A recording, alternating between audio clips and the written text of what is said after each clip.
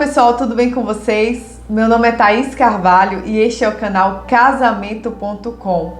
Se você não é inscrito ainda, inscreva-se, ative o sininho para receber todas as notificações e se gostar do vídeo, dê o seu like e compartilhe com outras pessoas. Também é importante os comentários. Se você tem um casamento abençoado, se você tem dicas para dar para abençoar outras vidas, deixe seu comentário aqui. E se você vive algum drama familiar e tem alguma dúvida, deixe no comentário também. Assim que eu puder, eu vou ler, responder e pode ser o tema do nosso próximo vídeo, tá bom? Então vamos lá. Hoje nós vamos continuar falando sobre o divórcio. Nós iniciamos na semana passada, divórcio parte 1, e como esse é um assunto complexo, tem várias nuances, é um assunto muito importante e também polêmico, eu não poderia falar desse assunto de uma forma rasa. Então eu fui atrás do máximo de referências que eu pude para que pudéssemos discutir esse assunto à luz da palavra de Deus, usando vários textos bíblicos e tentando nos aproximar ao máximo da verdade de Jesus. E agora eu quero trazer uma verdade que eu não sei se vocês já sabiam. Você sabia que mesmo odiando o divórcio, Deus se divorciou de Israel? Não? Já sabia? Então vamos lá, vamos ao texto de Isaías 50, versículo 1. Acompanhe comigo aí na sua Bíblia. Assim diz o Senhor: onde está a carta de divórcio de vossa mãe, pela qual eu a repudiei? Ou quem é o meu credor, a quem eu vos tenha vendido? Eis que por vossas maldades fostes vendidos, e por vossas transgressões vossa mãe foi repudiada. O texto de Jeremias 3,8 também diz assim: eu vi que por causa de tudo isto, por ter cometido adultério, a rebelde Israel a despedi e lhe dei sua carta de divórcio, que a leviosa Judá, sua irmã, não temeu, mas se foi e também ela mesma se prostituiu. Então o que nós vemos aí, gente? Deus se divorciou de Israel. Quem já leu a Bíblia toda, principalmente o Velho Testamento, vai entender que Israel por diversas vezes deixava Deus e ia adorar a outros deuses. Isso era visto como uma prostituição, diante de Deus, como nós vimos nesses versículos. E Deus estava ali perdoando, tinha uma aliança com Israel. Mas chegou um determinado momento que Deus falou: chega, eu me divorciei de Israel, tá? Então, para quem não sabe, mesmo odiando o divórcio, Deus se divorciou de Israel. Por que eu estou trazendo textos do Antigo Testamento e também textos do Novo Testamento aqui, gente, para a gente discutir? Porque às vezes uma pessoa ou algumas pessoas pegam apenas um ou alguns textos e fundamenta toda a questão do divórcio, toda a complexidade e diversidade que existe nesse assunto em cima de alguns textos. E isso não é possível. Isso é pretexto para um equívoco. Não dá para construir uma doutrina em cima de apenas um versículo. Por exemplo, se a gente pega o texto lá de Lucas, quando Jesus fala sobre o divórcio, ele diz assim: qualquer homem que se divorciar e casar novamente cometerá adultério. Então, se a gente pega só esse texto de Lucas, a gente entenderia que qualquer homem que se divorciar comete adultério. Esse é apenas um texto, Então, dos 4 textos que a gente tem nos evangelhos, onde Jesus fala sobre o casamento e divórcio, a gente tem 2 deles onde Jesus não abre aquela exceção para o adultério. Por isso eu tenho usado diversos textos, para que a gente possa interpretar a palavra da forma mais próxima da verdade possível, entendendo o que Deus queria dizer e principalmente sabendo que acima de todas as leis existe uma lei, que é a lei do amor. Então vamos lá. Jesus fala sobre o divórcio em 4 textos. As referências são Marcos 10, 11 a 12, Lucas 16, versículo 18, Mateus 5,32 e Mateus 19, 9. Não vou ler todos os textos, senão o vídeo ficaria muito longo. Então vamos nos ater a Mateus 19, do versículo 3 ao versículo 9, para a gente entender o contexto da pergunta dos fariseus. Então chegaram ao pé dele os fariseus, tentando-o e dizendo-lhe: é lícito ao homem repudiar sua mulher por qualquer motivo? Ele, porém, respondendo, disse: Não tendes lido que aquele que os fez no princípio, macho e fêmea? E disse: Portanto, deixará o homem pai e mãe e se unirá à sua mulher, e serão os dois uma só carne. Assim não são mais dois, mas uma só carne. Portanto, o que Deus ajuntou, não separe o homem. Disseram-lhes: Então por que mandou Moisés dar-lhe carta de divórcio e repudiá-la? Disse-lhe ele: Moisés, por causa da dureza dos vossos corações, permitiu repudiar vossas mulheres, mas ao princípio não foi assim. Então eu vos digo, porém, qualquer que repudiar a sua mulher, não sendo por causa de fornicação, em algumas Bíblias aparecem adultério, né? Mas a gente sabe que lá no grego está escrito porneia, e existe uma discussão muito grande com relação a essa palavrinha, mas vamos lá. Não sendo por causa de fornicação e casar com outra, comete adultério. E o que casar com a repudiada também comete adultério. Complexo, né? Esse texto é um texto que causa bastante polêmica no meio cristão. Vamos analisar parte por parte esse texto que a gente acabou de ler. Primeiro, qual era a intenção dos fariseus ao fazer essa pergunta para Jesus?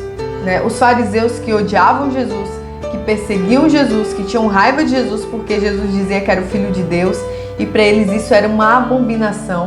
Então, de fato, eles queriam extinguir a vida de Jesus. Você já parou para pensar qual era a intenção dos fariseus ao fazer essa pergunta para Jesus?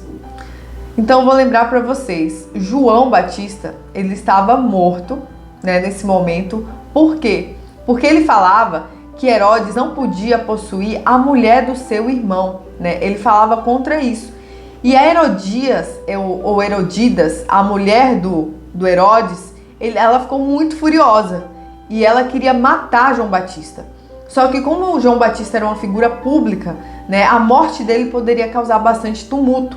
Então Herodes colocou ele numa prisão. Em uma determinada festa, a filha de Herodias dançou para Herodes e ele disse: Pode me pedir o que você quiser. E aí a mãe instruiu a filha a pedir a cabeça de João Batista. E Herodes teve que cumprir, entregando a cabeça de João. Então, a depender da resposta de Jesus, o mesmo poderia acontecer com Jesus. E a segunda intenção dos fariseus era deixar Jesus em uma situação difícil com os outros judeus, Porque existiam duas escolas de judeus, existiam duas interpretações daquele texto lá de Deuteronômio 24 que a gente leu, onde diz assim: Se um homem tomar uma mulher, casar-se com ela, e esta depois deixar de lhe agradar, por ter ele achado qualquer coisa indecente nela, escrever-lhe-á uma carta de divórcio e lhe a dará na mão, e a despedirá da sua casa. Esse é o texto de Deuteronômio 24. Então, o que é essa coisa indecente? Não existia uma divergência naquela época entre os principais rabinos, judeus. Um era o Shammai, que representava uma escola mais restrita, que identificava isso apenas como adultério ou fornicação. E a outra escola de judeus era a escola que tinha como líder o Hillel, que entendia essa coisa indecente como qualquer coisa que incomodasse o marido. Por exemplo, se a mulher queimou o feijão, isso é uma coisa que incomodou o marido, então ele pode dar-lhe carta de divórcio. Então vejam, existia uma má intenção dos fariseus em fazer essa pergunta a Jesus, tanto para deixar ele em situação difícil com o rei, quanto com os demais judeus. Mas Jesus, sabiamente, ele vai lá e volta ao início de tudo. Então, para responder, ele diz: Não tendes lido que aquele que fez no princípio macho e fêmea, e disse: Portanto, deixará o homem pai e mãe, se unirá à sua mulher, e serão os dois uma só carne? Assim não são mais dois, mas um. Portanto, que Deus ajuntou, não separe o homem. Então, Jesus volta ao início, quando Deus criou. A intenção que Deus criou era para que eles se unissem, O homem e a mulher se unissem, fosse ali uma só carne, gente. E que não se separassem. Esse é o plano original. E Jesus volta ao plano original, porque aquela sociedade, e a nossa sociedade hoje também, estava tão corrompida, que eles se separavam por qualquer motivo. O divórcio, na época de Jesus, havia sido banalizado por muitos judeus. Então, diante daquela pergunta mal intencionada, Jesus teve a oportunidade de voltar e relembrar a memória daquelas pessoas qual era a vontade de Deus para a vida deles. E aí Jesus prossegue com a explicação, né? Onde nós lemos assim: então, por que mandou Moisés dar-lhe carta de divórcio e repudiá-la? Então, eles querendo pegar Jesus, eles falaram: se Deus não queria que houvesse o divórcio, então por que Moisés deu? Né? Então, assim, vamos ver se Jesus vai contra a lei de Moisés. Isso também deixaria Jesus em uma situação muito difícil, né? Porque Moisés era o patriarca, né? Para eles era uma figura muito importante. E Jesus não era nada, né? Eles desprezavam Jesus. Mas eles queriam deixar Jesus em maus lençóis. Então eles perguntaram: por que Moisés permitiu, né, repudiar, como nós vimos lá em Deuteronômio 24? E Jesus respondeu: por causa da dureza dos vossos corações, vos permitiu repudiar as vossas mulheres, mas não foi assim no princípio. Então, pela dureza do coração daqueles homens, Deus fez uma concessão, né, em vista da proteção da mulher, né, que poderia ser até morta. Então só pode separar se morrer, então vou matar. Ou então a mulher que era repudiada, né, ela ficava de lado. Ela não poderia se casar com outra pessoa. A mulher repudiada, ela não era divorciada, ela apenas estava separada do marido. Nós vamos ver essas duas palavras mais à frente. Separação e divórcio são coisas diferentes. Então Jesus disse: pela dureza do vosso coração foi permitido dar carta de divórcio, gente, como uma forma de proteção. Nós vimos isso no vídeo 1 sobre o divórcio. Inclusive, o repúdio não é algo que ficou lá no passado. Existe o repúdio ainda hoje. Existem muitos casais vivendo o repúdio hoje, né? Maridos repudiando as suas mulheres dentro dos seus lares. E esse outro cônjuge não pode refazer a vida dele, seguir a vida dele, ele está ali repudiado. E Deus odeia o repúdio. E aí, seguindo com a explicação de Jesus, ele diz: eu vos digo, porém, que qualquer que repudiar a sua mulher, não sendo por causa de adultério ou fornicação, depende da versão, e casar com outra, comete adultério.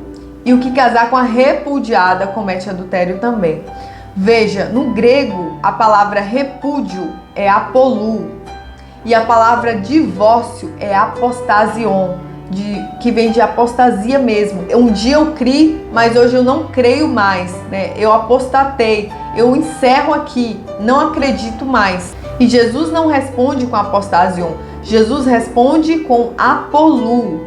Então fica bem claro aí nesse versículo, gente, que o homem que repudiar sua mulher e casar com outra comete adultério. Então esse versículo, ele traz ao homem o peso do pecado pelo repúdio, que era uma prática comum na sociedade judaica, até porque o divórcio custava dinheiro. Então, eu não gostei da mulher, aconteceu algo ruim, aconteceu algo que me desagradou, então eu vou repudiar, eu não preciso dar nada para ela, eu não preciso gastar dinheiro elaborando a carta de divórcio, e eu simplesmente pego outra pessoa e caso com essa outra pessoa. Isso é abominável. O repúdio, ele é doloroso, o repúdio, ele é amargo, e o repúdio não deve acontecer. Então esse texto, que é um texto bastante polêmico, fica claro quando a gente vai na origem da palavra. Até porque se Jesus falasse que aquele que se divorciar comete pecado e aquele que casar com a mulher divorciada comete pecado, Jesus iria contra a lei de Moisés.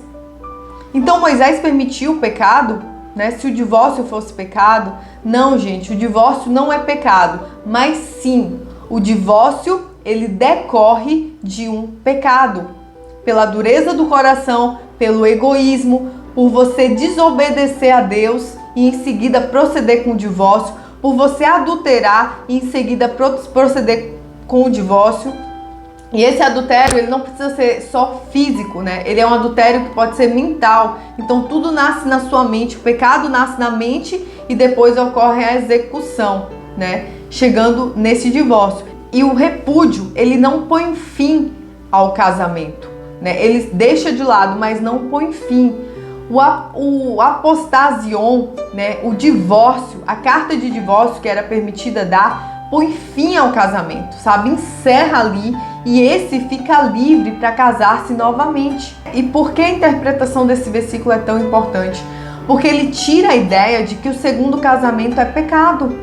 O segundo casamento nunca foi pecado. E aí as pessoas vão citar o texto de 1 Coríntios 7.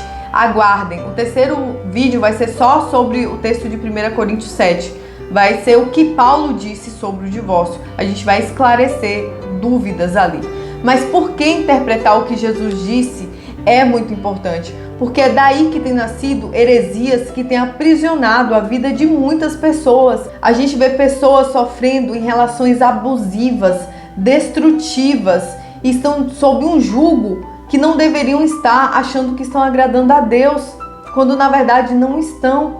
Quando na verdade essas pessoas poderiam estar desfrutando de uma vida em paz com Deus, né? Então, a interpretação errada do que Jesus disse e essa bagunça que as traduções fazem, elas têm causado danos à vida das pessoas. E quando a gente olha para Jesus, o que a gente vê? A gente vê o amor. Jesus viveu a sua vida toda em amor aqui. Quando pegaram a prostituta e lançaram aos pés de Jesus, a prostituição era punido com pena de morte. Então, quando eles trazem aquela mulher, eles estão também tentando Jesus ali, como eles tentaram naquela pergunta sobre o divórcio. E Jesus faz o quê?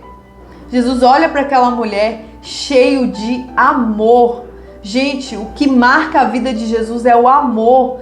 O que marca Deus para mim é o amor. Então Jesus olha para aquela mulher, olha para aqueles homens e diz: quem não tiver pecado, atire a primeira pedra. E ali impera a lei do amor, acima da lei de morte, né, que era a punição para o pecado de prostituição, né, de adultério. E o divórcio também é uma expressão de amor, né, de proteção à vítima, àquele que foi deixado sem um motivo justo, né, e foi colocado de lado. Então, para que se possa refazer, já que um dos cônjuges rompeu, né, apostatou do casamento, para que o outro possa seguir a sua vida, lavra-se uma carta de divórcio, algo legalizado, tá ali encerrado, não tem mais volta. Inclusive, no texto de Deuteronômio fala que essa mulher ela não pode voltar para o marido que deu o divórcio, né? Isso sim seria pecado, seria abominação. Gente, eu sempre defendo o casamento, eu sempre serei a favor do casamento. O divórcio é exceção que se abre, mas não é algo desejável. Quem já passou por essa situação sabe o quão dolorida é, o quão difícil para os filhos, para os familiares. Não é algo desejável, é algo que deixa marcas, né, que precisam ser depois superadas, perdoadas, mas não é o desejável. Deus fez o casamento para que fosse para a vida toda. Então o divórcio, ele não é a regra, ele é a exceção. Mas nós não podemos dizer que o divórcio é pecado, nós não podemos transformar o divórcio em pecado se a Bíblia não diz isso.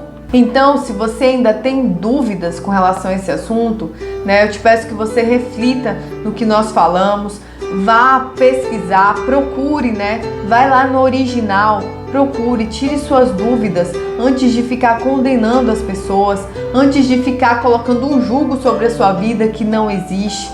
Então eu espero que o Espírito Santo de Deus fale, essa é a minha oração, que o Espírito Santo fale ao seu coração e que você possa ouvir. Mas para isso você tem que se despir dos seus achismos. Eu sempre falo isso, se despir dos seus achismos e deixar Deus falar o que Ele quer ao seu coração, tá? E se você ainda tem dúvidas, eu vou deixar 3 perguntas para você.